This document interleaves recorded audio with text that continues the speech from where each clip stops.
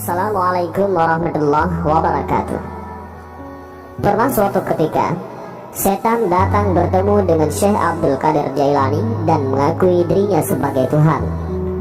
Namun jawaban dari Syekh Abdul Qadir membuat setan bangga pada beliau. Dan simak video ini sampai selesai untuk mendapatkan bagaimana kisah selengkapnya. Namun sebelum lanjut, jangan lupa like videonya, bagikan video ini sebagai sarana dakwah bagi orang lain, dan jangan lupa untuk tekan tombol subscribe untuk mendapatkan video-video terbaru tentang Islam. Terima kasih. Syekh Abdul Qadir Al-Jailani mendapatkan gelar Raja Para Wali dengan sikap tunduk dan rendah diri. Begitu beliau sudah mendapatkan gelarnya, justru malah tidak mudah menjaga gelar itu dari godaan-godaan setan. Semakin tinggi kedudukan seseorang di hadapan Allah, ia harus siap menanggung ujian yang lebih berat lagi dari Tuhannya. Setan terus menggoda manusia dan para kekasih Allah hingga hari kiamat agar terjerumus ke dalam api neraka. Tak terkecuali Syekh Abdul Qadir Al-Jailani. Dalam satu kisah, ketika Syekh Abdul Qadir Al-Jailani yang lagi menyendiri, beliau dikagetkan dengan datangnya sebuah cahaya besar yang memenuhi penjuru langit. Lalu bayangan itu datang dan memanggil beliau, "Wahai Abdul Qadir, aku ini Tuhanmu. Kamu adalah kekasihku. Aku akan meringankan syariat untukmu.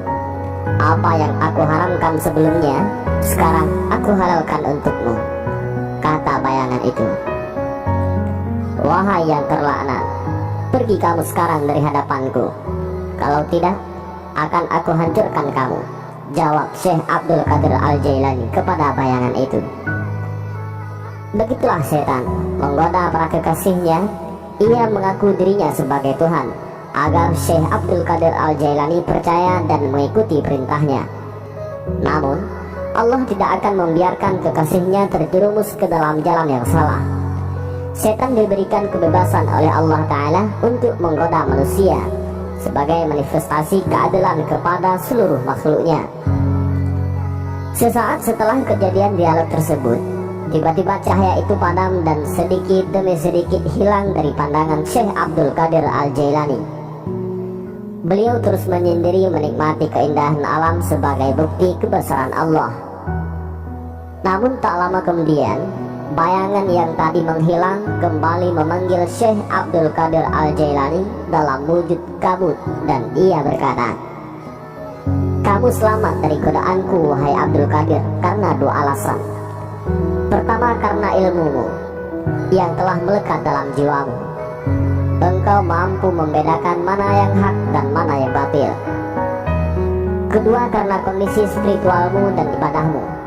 Allah membukakan hatimu dan membimbingmu menuju jalan yang benar," tegas kabut tersebut. "Apa yang aku miliki saat ini semuanya hanyalah milik Sang Pencipta. Aku selamat darimu berkat Tuhanku," jelas Syekh Abdul Qadir Al-Jailani. "Perlu engkau ketahui, Abdul Qadir, aku telah menyesatkan sebanyak 70 orang ahli ibadah dengan cara seperti ini, dan hanya kamu yang selamat." "Dari mana kamu tahu bahwa aku ini setan?" tanya kabut itu. "Semuanya karena fadilah Allah. Aku diberi petunjuk olehnya melalui perkataanmu. Apa yang aku haramkan sebelumnya, sekarang aku halalkan untukmu. Dan saat itu aku yakin kamu adalah setan. Karena kalau memang Allah ingin menghapus syariatnya, tentulah orang yang pertama sekali akan terlepas dari syariatnya adalah para nabi, dan itu sangatlah mustahil," jawab Syekh Abdul Qadir Al-Jailani.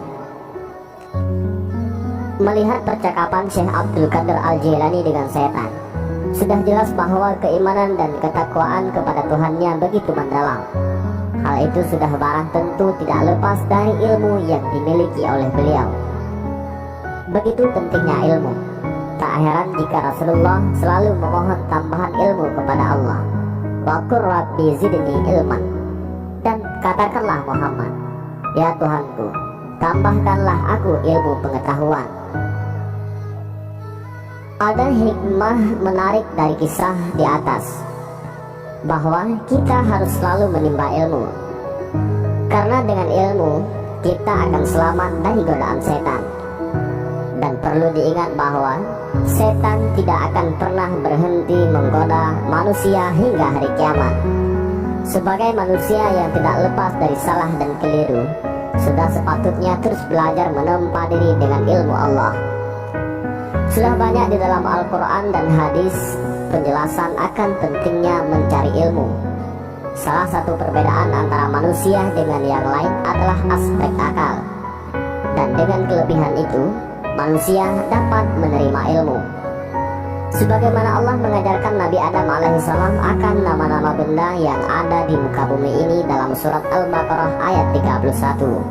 Allah berfirman, dan dia ajarkan kepada Adam nama-nama benda semuanya, kemudian dia perlihatkan kepada para malaikat seraya berfirman, sebutkan kepadaku nama semua benda ini jika kamu yang benar.